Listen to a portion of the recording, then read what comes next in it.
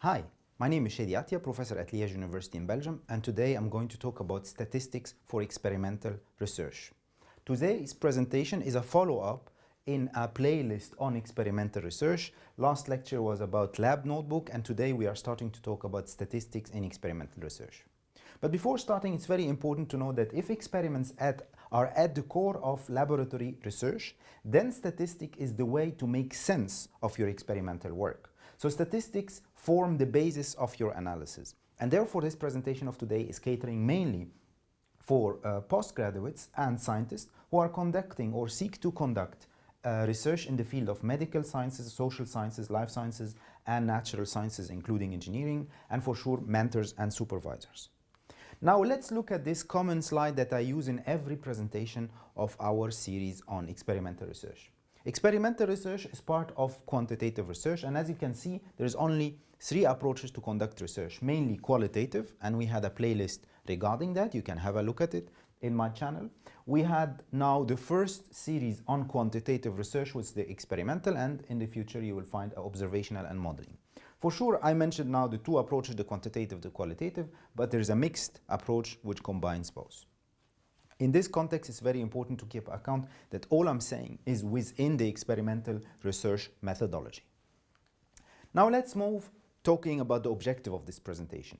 Well, the goal number one of this presentation is to enhance your capacity to conceptualize and design experimental research, number one, and number two is to plan your statistical planning during early stages of research.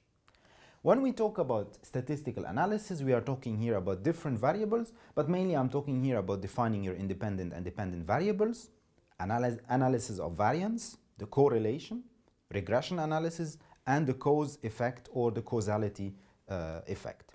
In this sense, this is the basic or this is the foundation that will take you to the next step of conducting design of experiment. And in the following presentation, I will talk in detail about how conducting the design of experiments, but let us focus now on statistics so that we are able to go later on designing our experimental statistically. The content of today's presentation is mainly an introduction, talking about the principle of experimental research, reminding you about them, terms and definitions, logic of statistical analysis, statistical tests that are commonly used and how to go in order to conduct them, and finally some takeaway message. So let's start with the introduction. What is the nature of experimental research? Well, it is a systematic inquiry to describe, explain, predict, and control the observed phenomena. And in this sense, we seek to predict, control, confirm the test while taking into account integrity, reproducibility, and eliminate external factors. And in previous presentation on control, we talked how to make sure that we try to reduce noise or neutralize all external factors. So in this sense, it is structured and predetermined. Experimental research is structured and predetermined, and you must have a pre-test and a post-test. Have a look at my previous research on research ethics if you are interested to know more about integrity. Well, further with experimental research, what are the key steps for experimental research? First of all, we have to have knowledge and experience about statistics, and this makes the importance of this presentation. Then we will design our experiment. Once we design it, we can conduct our measurement and perform our measurements, and then comes the analysis, the post-processing of result, and the data visualization. So statistical analysis is not the last part of your research that will be performed after you conduct your experiment. Statistical analysis must be embedded in the early stage of your design of experiment. Therefore, it's very important to know and learn about statistics before designing your experiment. And keep into account that many scholars or researchers or scientists, they start collecting data, and after that, they start to think how to process them and how to make sense of them. And this is totally wrong. Actually, from the beginning, you have to consider your design of experiment, take into account what kind of statistical test you are looking to conduct, what kind of data you conduct, and then you start collecting data, not the other way around. Now, just a very fast reminder on the principle of experimental research. As we mentioned before, the 3 R's are the principle of experimental research: randomization, replication, and reduction of noise or control. And the advantage of experimental research that it allows you to do that. So in a controlled environment for testing, you have to be able to conduct those three elements. And don't forget that blindness is considered most of the time as part of the randomization. If you want to know more about randomization or blindness or replication, you can watch the videos here below in the link. Now let's talk to the terms and definitions of experimental research. First of all, statistics. We have to look at the type of sampling that we are using. We have to look at the list of subjects that we are working with. We have to look at the exact sample size, which is indicated always in the N for each experiment. And you must look at statistical tests that you are looking out for example, the R value, the P value, the Pearson's R, and so on. So it's very important to look at that, and you have to describe your covariates that you will be tested. This is the first part when I'm talking about statistics. So a full description of the statistical parameters, including central tendencies like the means or other basic estimates like the regression coefficient or the variation, for example, the standard deviation, or the associated estimates of uncertainty, which is represented through the confidence of interval, they all make part of the process of statistical analysis for your work. Now let's go further in detail and ask some questions here. What is sampling? Well, to understand what's sampling, you have to make sure that your subject, there is a population of your subject. Whether we mentioned before in the presentation on subjects, they can be human, they can be object, they can be a car, whatever kind of testing subject you are looking at in your experimental setting. But when we look at about population, it is the entire aggregation of cases that meets a specified set of criteria. And in this sense, you must have a eligibility criteria, and you have to set an inclusion and exclusion criteria to make sure that you are defining your population. Then from this population you start the sampling, which is the process of selecting a portion of the population to represent the entire population. And then you have your accessible population, which is the population of people or subjects, whatever they are, even they are specimens or samples, that will be available for your study, for your experiment. And finally, you must focus on your target population, which is the entire population in which the researcher is interested and to which he or she wants to generalize the results. So in fact, with sampling, we are reducing the investigated subjects to a number of limited subjects that will allow us to extract or learn from about the overall population. Now, very important when we do sampling reporting to take into account the following. If you are looking to publish your reports that you are doing, if you will publish your experimental protocol, or if you are going to publish your results in a paper, at the end of the day, you must be very conscious about reporting. So when we talk about reporting regarding population, it is the estimate of effect of size of your population. For example, you have the Cohen's D, you have the Pearson's R, and they are indicating how they were, you must indicate how they were used. When we talk about sampling size, how to report that, you have to have the exact sample size N number for each experimental group and condition given as a discrete number and unit of measurement. And when you are reporting about sampling, you have to talk about describe your sampling randomness. So those are the basic information that any description of your sample should include when you report back in a report or in a publication. Now, what are the types of sampling? There is two main types of sampling. One of them we are not so much here concerned with, which is the non-probability sampling. The non-probability sampling involves the convenience sampling, snowball sampling, quota sampling, and purposive sampling, and it is rarely representative of target population. So therefore, I mentioned those type of sampling in the qualitative research series before, because they are more suitable to be used in the context of qualitative research. While what is the most suitable sampling technique in the field of experimental research is the probability sampling. And by probability sampling, I mean the simple random sampling, the systematic sampling, the stratified sampling, the cluster sampling, and the multi-stage sampling. So just have a look to give you an idea about probability sampling or the variations of different sampling. You can see here this is random sampling.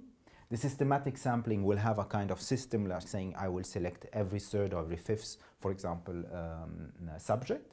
Stratified sampling, I try to create stratified groups and represent each of them, and I will make sure that every time I'm making sure that I will take a subject based on my gender stratification, for example, one time a lady, one time a man. So I make sure that I am having a stratified sample. And there's also cluster samples, and here I'm talking about groups of subjects that might have common features or conditions or settings, and therefore I'm going to select based on the clustering, making sure that I'm representing different clustering. But for sure, for the stratification and for the clustering sampling, I need to do a early pre-processing to make sure how I will stratify my overall sample and how I will cluster it. So these are just examples to have an idea. Now let's talk about the simple random sampling. How do we perform simple random sampling? First of all, we have to define the population. Then we decide the sample size. And thirdly, we start to randomly select the sample, and we, after that, can finally start with step 4, which is the collecting of the data from my sample. So you have to keep into account that randomization helps ensuring that the sample represents the population, and it protects against bias from variables we might not realize important, or we might not think that they are important. So here it comes the importance of randomization or random sampling. Now what to include in my statistical models when I am starting my statistical analysis for my experiment? First of all, you have to include the independent variable. So the independent variable will look at the results of the test. It represents the answer variable or the guiding parameter of your work, and it is a quality indicator that with a characteristic value for your work. The second aspect that I have included in my statistical model when I'm starting to think about how to design my experiment and how to design my statistical framework, I have to define my independent variable, which is in this sense the potential influential factor. And always when you are reporting this information in a paper or in a report, you have to investigate whether the independent variable is influencing your measurement or not. And in this sense, it can be one variable or multiple variables. Now, if you know about this basic information, I talked about sampling and I talked about the basic statistical models that has independent variable or it has a dependent variable. You can have several of them, but so far let's start with the most simple. Then I have to move to the next step, how to start. How to start the story of statistical analysis? Well, statistical analysis starts with the literature review and the operationalization. And I strongly advise you to watch the video on study variables and operationalization that was prepared previously, because this video will help you to understand exactly how to operationalize and select the variables of your study. And once this is done, you can go with the next step.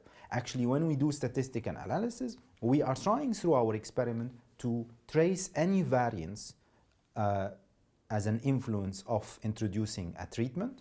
We are looking to establish, we never know, maybe yes, maybe no, a correlation. It can be positive, it can be negative, maybe there is no correlation. And if possible, we are trying to establish a causation. It doesn't work so easy like I'm saying every time. Sometimes it stops with variance, maybe it stops with correlation, but that's what we are seeking when we do statistics. We are looking at variance as a consequence of introducing an intervention or a treatment, and if this variance is well documented, we try to check if this variance is correlated, and if it's correlated, we try to check if there is a causality behind it or not. So after finding several ways of operationalizing the concept into variables of your research, the data collection should start with 4 criteria in mind.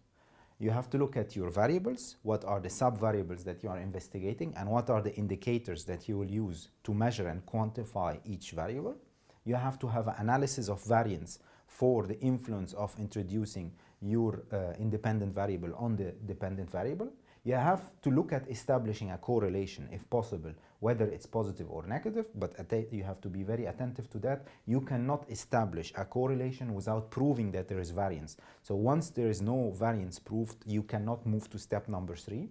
And if step number 3 is established and you have a correlation, you might be able to investigate causality, the cause effect, and finally you can predict, which is something very powerful we look at when we do research. However, the prediction part is always considered in the modeling side, which is the research methodology for that I will have a playlist upon in the future. Now, the hypothesis predicts a correlation that must be tested after data collection, and the chosen variables must be tested for correlation that might lead to regression relation. So this is the overall beginning point when I start to design my experiment and in parallel design my statistical framework. Now, talking about hypothesis, I need to be aware about the null hypothesis versus the alternative hypothesis. What is the null hypothesis? The null hypothesis, in fact, there is no statistical significant difference between the sample means of two groups. So I introduced my intervention or my treatment to my sample, and I found that there is no variance. So here I say there is no difference between the sample, the baseline sample, and alternative or sample number one, which includes the intervention. Any observed difference is the result of sampling error alone, in this case, most probably. This can be another interpretation, or it could be indicating that the data is inconclusive. Those are the three options if I cannot detect variance when I do my experiment and I introduce my intervention. I cannot find a variance between the base case condition without intervention and the alternative condition with intervention. Now, if you have a positive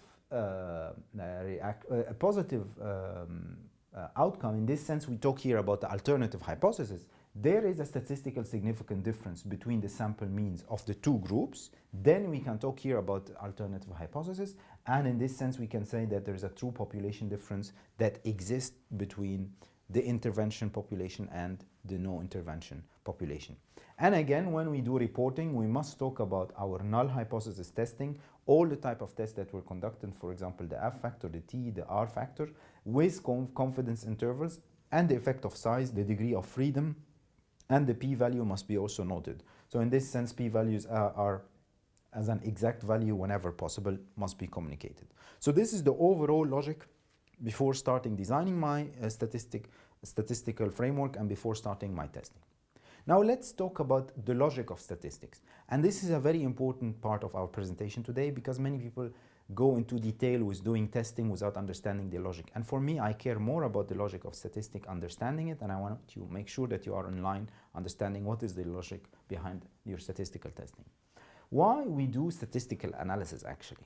Keep this into account, and I advise you to always take note and put this in front of you when you start working on statistics. First of all, we look at describing the sample or the target population. Number two, we are looking to detect variance. This variance will come mainly from an intervention that we'll introduce. Then we would like to compare and test a hypothesis, and if we have a positive variance or there's a significant variance between our intervention to the subjects and the baseline condition of the subject, then we can start to look at establishing a correlation, and we can look at the capacity of predicting through regression, for example, and finally we can prove causality. So actually that's all about statistics, and that's what we look at. We start with first describing our statistical samples. For sure we are talking here about a comparative approach. I will have always statistical data for a sample without the intervention and a statistical information with intervention, and I start to go step by step, checking variance. If it's significant, if it's remarkable, I move to the next step, which is establishing a correlation. If it's negative or positive correlation, I can go to the next, which is causality and prediction. So it's very important to keep in this account. And in general, an experiment is a study of cause and effect. So it differs from non-experimental method in that it involves the deliberate manipulation of one variable or more, while trying to keep all other variables constant. And here is the importance of control or noise reduction. Now, what are the types of statistical analysis that we conduct in general? Well, we do normally two types of statistical analysis: descriptive statistical analysis and inferential statistics. We call the inferential also parametric, and we call the descriptive non-parametric, so these are different namings. But what is a descriptive statistic or non-parametric statistic? It's simply summarizing the data, organizing the data, simplifying the data. We present tables, graphs, averages, means, standard deviation, standard distribution. So we are just trying to characterize our sample or our information, and that's it, without any analysis or any further treatment that goes beyond the description. However, when I talk about inferential statistic or parametric statistics, here I'm trying to compare samples, and I try to study samples to make generalization about the population or interpret the experimental data, look at the confidence of my analysis, and here I can look at the margin of error, the significance, the p-value, the confidence interval, and so on. So it's very important to look at those two types of statistical analysis. And as I mentioned before, if you want to go beyond comparing your different samples that has an intervention and no intervention, then you must leave the descriptive statistic and go into the inferential statistics and do parametric statistics. So as you can see, I'm repeating, or allow me to reiterate, what are the types of statistics. Mainly we can say we have a group of types of statistic tests that describe the sample or the target population. We call them descriptive or non-parametric. And the second type of statistics, they are looking to detect variance, the covariance, for example, the ANOVA test and so on, compare different samples, establish correlation, predict, and prove causality. And in this sense, we call it inferential or parametric statistics. Now let's talk about the major statistical tests. In this, I'm almost reaching the end, but I will go through 6 main famous approaches to conduct statistical tests that are based on this common framework: description, detection of variance, comparison and testing hypothesis, establishing correlation, prediction, and proving causality. What I'm going to do in the following presentation, I will follow this number, and for each number of those types of statistical analysis that we conduct, I will share with you the most common tests that are done, so that when you have an idea and you get lost in all these different statistical tests, you can go back and question yourself and ask, actually, this statistical test is meant for which purpose and why I'm doing it, and then you can go back and make sure that you are using the right test for proving the right statistical let's say intervention. So first of all, number 1, the description part. Descriptive statistic. It describes the sample and target population. What is that? Descriptive statistic involves describing the distribution of a single variable, including its central tendency and dispersion, and the characteristic of variables distribution shall be depicted in graphical or tabular format, including histograms. And always when you report about it, you need to describe fully your statistical parameters, including the central tendencies like the means and the variation and the standard deviation. So this is one of the kind of methods to describe your samples. And one of the very famous ways to describe your sample is the standard deviation method or test, which is a measure that quantifies the amount of variation or dispersion of a set of values. And in this sense, we use a sigma close to 0, indicating that the data points tend to be very close to the means of a set. So here, as you can see, we are assuming that the sample is normally distributed, and we have a constant error. The standard deviation test is one of the most common tests that we use to test the distribution and check if this sample is normally distributed or not. Another very common test that is used to describe a sample is called the Kolmogorov-Smirnov test. It is a non-parametric test of testing if a variable follows a given distribution in a population, and this given distribution is usually not always the normal distribution, hence the Kolmogorov-Smirnov normality test. And here I can visualize it, and I can through juxtaposition characterize how far is my sample normally distributed or not, and if there is variance or between a standard distribution or not. So this is the second test that can be conducted in the field of describing the statistics. Now moving to the second type of statistical analysis that I conduct, the statistical analysis that is seeking to detect variance. And in this sense, if I'm detecting variance, most probably I have introduced in this sense a treatment. And the most common way to do that, what is variance? Variance measures how far a set of numbers are spread out. So a variance of 0 indicates that all values are identical. And here we look at high variability, medium variability, low variability, and based on this formula we can go detect the variance between two groups of samples, and if this variance is significant, then we can go proceed with the next step. But let me build on what I'm talking here, rebuild on the detection of variance. The aim of detection of variance is to determine the variance of your sample. And what are the most common tests that are done in this field? The chi-square test of single variance. This is the test hypothesis that must be always expressed in terms of variance or standard deviation.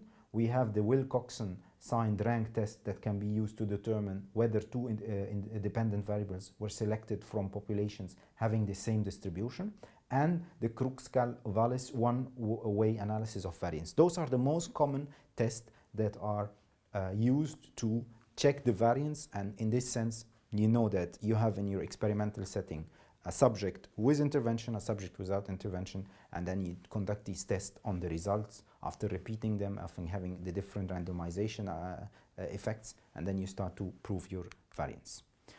Also, following up on the detection of variance, you can look at the ANOVA test. So here we look at, it's a statistical method that aims to determine whether there are any statistical significant difference between the means of 3 or more independent groups, and it's a very famous test, and again, it is the key to proceed with your statistical testing. If you cannot prove variance, then you cannot prove that your treatment or your intervention has a significant effect on the results, or whether they are improvement or getting worse, negative or positive. So also the ANOVA test is the second type of statistical analysis we do after the description.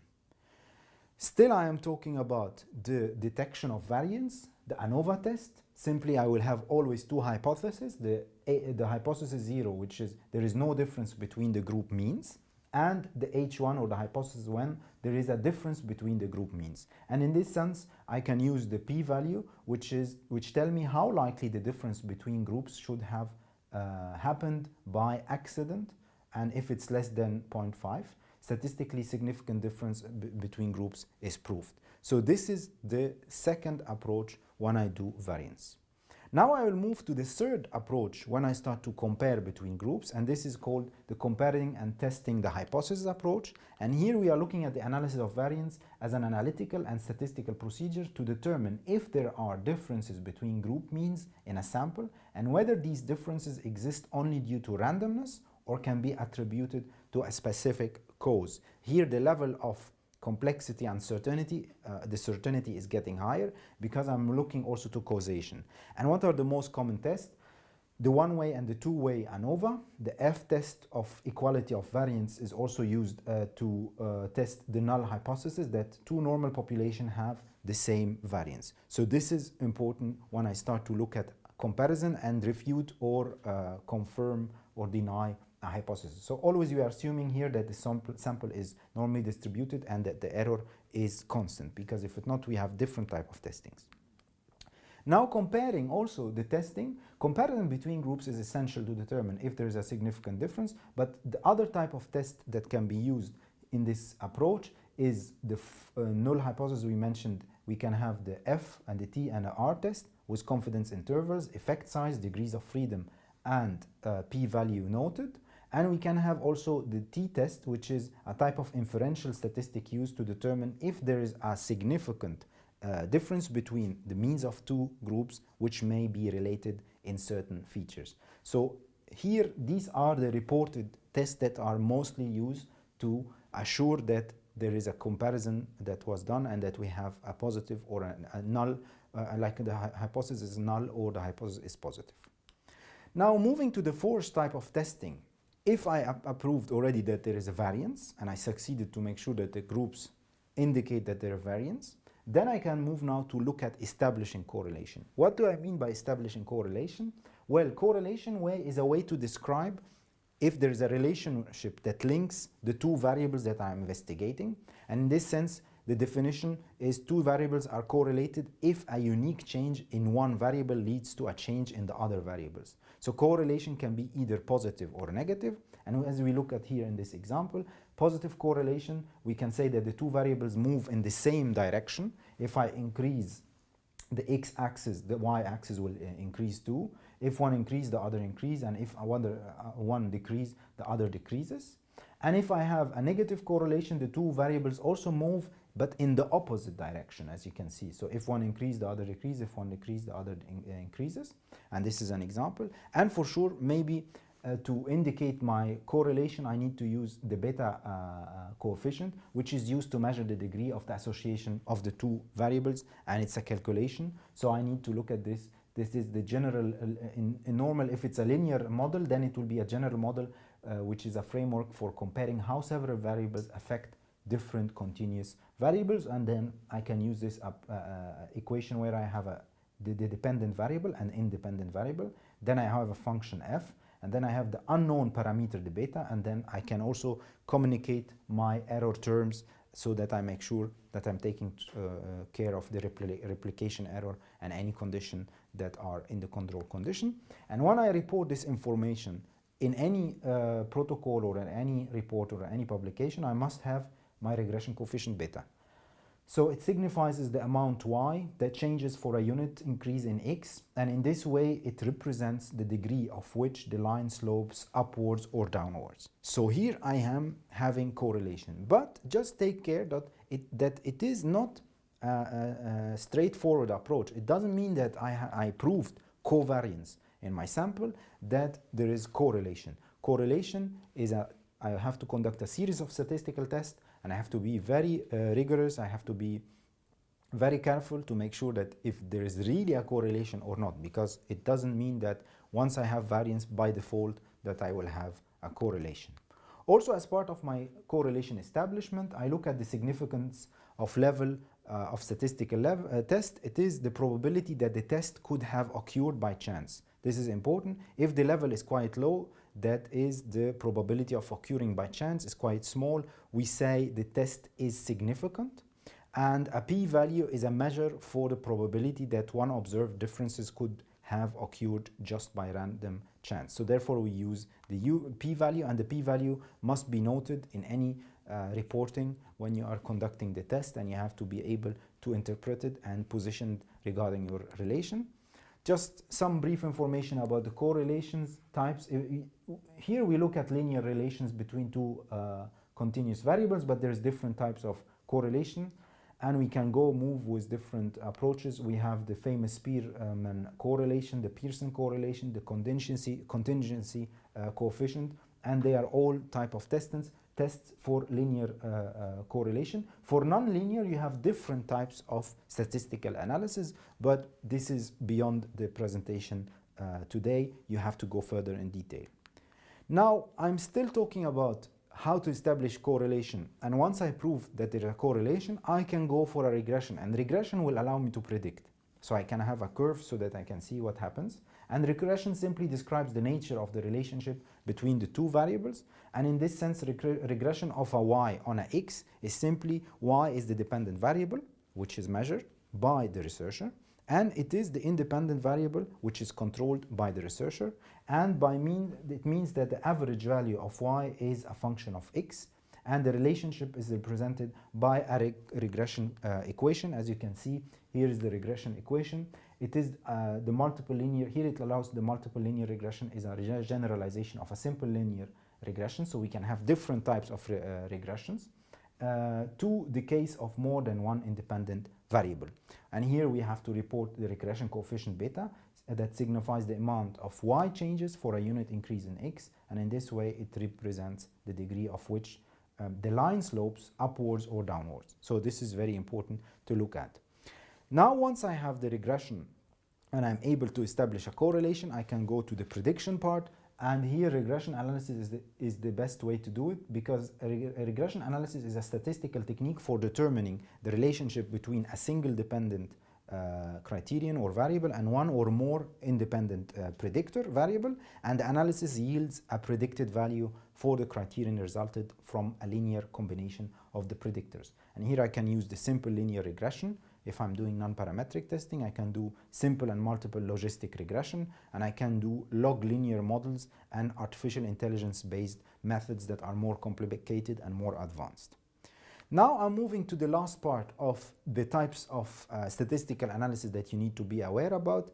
If you described your sample, you proved that there is variance, and now you have also a correlation, you can look at causality, which is not a straightforward thing. Causality here is very important because you could use a correlation as your statistical test and demonstrate that the high quality true experiment you conducted strongly implies causation. And this is rarely happening because it's very difficult to prove causation. You need a very large sample size. You need to replicate your test. You have to make sure there is randomization. You have to avoid any biases. You have to do blindness and so on.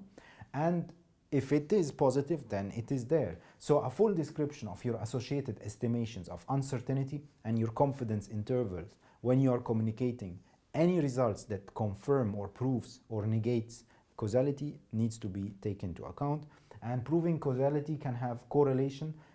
Also an important remark here that correlation doesn't mean that there is a causation. So I can have a positive correlation or a negative correlation, but it doesn't mean that I have a causality. So causation means that one event causes another event to occur, and causation can only be determined from an appropriately designed experiment. The only way and my only advice for you, if you are seeking this causation aspect, that you use the fishbone diagram, because in most of the time causation today phenomena that we are investigating are so complex and we have this cocktail effect. So it's very difficult to say that this specific factor has this influence on this phenomena, but most of the time it is a cocktail. So it's a series of recurring phenomena that together are working on causing this effect, and therefore we use this famous fishbone diagram to identify, display, and examine possible causes on variance. And once you name your possible causes and you make sure that you control them and neutralize them,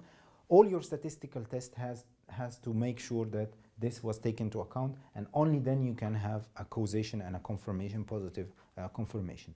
Voila, this is the end of today's presentation. Some takeaway messages before you leave. Statistical analysis is very important. What do we do with statistical analysis? I want you just to memorize this slide. This is why we do statistical analysis. Before getting into detail, learning software and knowing what type of test to do, you just need to know why do we do statistical analysis. Logical, we do statistical analysis to describe the sample, to detect a variance, to compare two different groups and test our hypothesis, establish a correlation, and predict through regression, for example, and finally prove causality. Keep into account the process is not straightforward, and not every experiment that you will do will go from 1 to 6. Some or most of the tests, I can tell you 80% of investigation, they stop after step number 2. We don't detect any variance, and then the experiment is dead. And this is unfortunately the null result. But today's scientific world is trying to allow to publish even the null result because we learn from it. And if you have a positive variance, then you can go to the comparison of the groups and go with prediction and go with establishing a correlation before proving causality. The second key takeaway message of today, you have always to look at the normal distribution. What I talked today about is mainly under the condition that I'm assuming that the sample is normally distributed, and I am assuming that the error is constant in all your tests. And I am here also, you have to make sure to include all relevant factors to control your experiment. Number one, revisit when you do statistical analysis or when you are preparing your experiment for statistical analysis, revisit the relevant literature, look at different tests and variables that were done in the field or in the same area of investigation. Avoid weak statistical tests. Any statistical test that is considered as a weak test, try to avoid it. Pay attention to your assumptions and reinvestigate them and test them. Repeat your statistical test and your report. This is very important so that you detect the errors and that you detect or report your confidence interval for your experiment. And for sure, you must indicate the appropriateness of each statistical test and fully report all the outcomes and all the type of tests that were conducted when you are doing your test. And finally, for sure, I advise you to seek training courses on statistical analysis to better be ready, able to design your experiment, conduct your experiment, and analyze the data in a meaningful way and in a straightforward approach. By that, I end today's presentation. I advise you to look at the following video on design of experiments, and don't hesitate to share this video with any potential colleague scientist who is looking to learn about statistics and perform experimental research. And finally, I thank you for your attention, and I hope you enjoyed this presentation. Thank you very much.